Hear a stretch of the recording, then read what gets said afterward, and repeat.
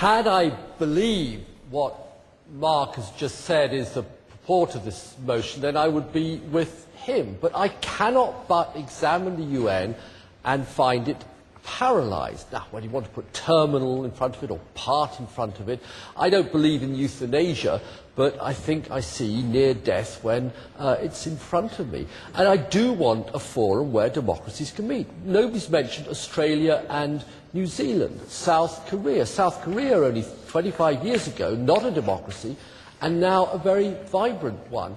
I want us to come together, not to divide sheep and goats, but just to say, not the world should have a bit of democracy.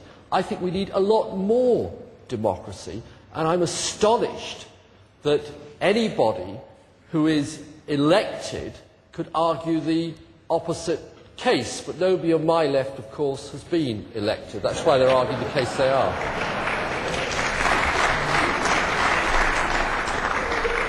Sir Jeremy Greenstock. There's a strange trend in human history as the world globalizes.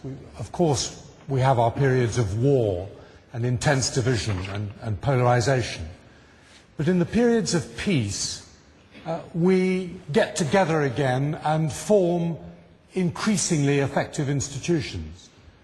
And the United Nations is the current experiment, and in the next period it will be improved upon.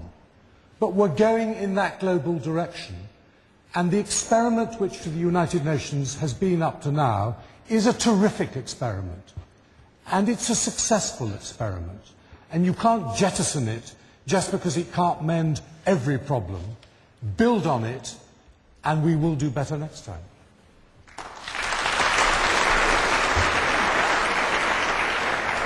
Robert Kagan, your closing arguments. Let me just start by saying it doesn't really matter how many times Lord Malik Brown wants to introduce a word that does not exist in the resolution. It does not exist in the resolution. And the resolution is not about replacement. It is about paralysis and the democracies needing a place of their own in which to meet. And I haven't really heard a persuasive argument as to why that isn't true from the other side. The Security Council is the heart and soul of the UN.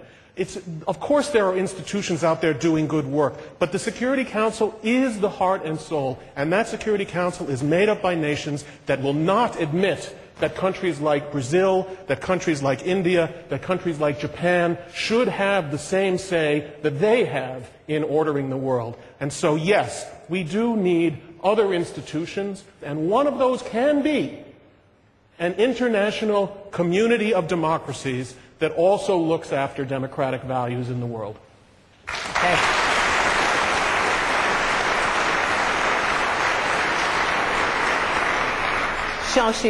The UN is not terminally paralyzed. It has shown itself, as I argued in my opening remarks, to be an extremely effective actor on a number of crucial issues around the world. The real problems the world is facing in the 21st century are problems that by definition transcend borders. We have global problems that call for global solutions. We can't afford to leave countries out in tackling them. We can hope that, of course, in the 21st century world we all want to see with our information flows and instant communications, but that international community will be an increasingly democratic one. But democracy has to come from within. It's rather like love. It can't be imposed from the outside. And what we need, therefore, is to create a world in which everyone can work together to dream the same dreams together. Subtracting today's democracies from that international community would have the opposite effect.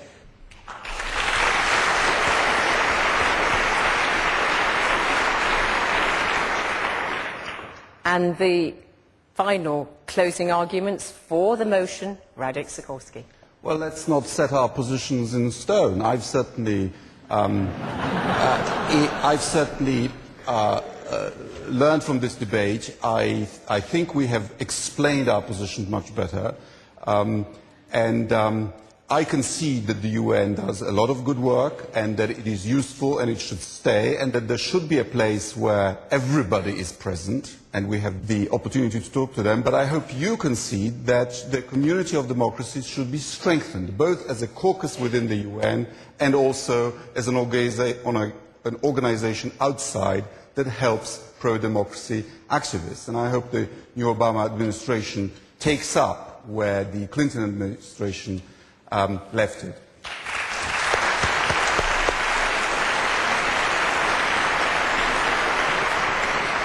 So there you have the final statements from our 6 panellists, 3 for the motion and 3 against. Let me just remind you, first of all, how you, the audience, voted before you heard our panellists as you were coming into the hall. So the pre-debate results were, let me remind you, for 336, against 251, undecided a massive 214. Listen, teams, this is the final result of this Intelligence Squared debate. The motion, the United Nations is terminally paralysed. The democratic world needs a forum of its own. For the motion, 240. Against the motion, 500. Undecided were 78.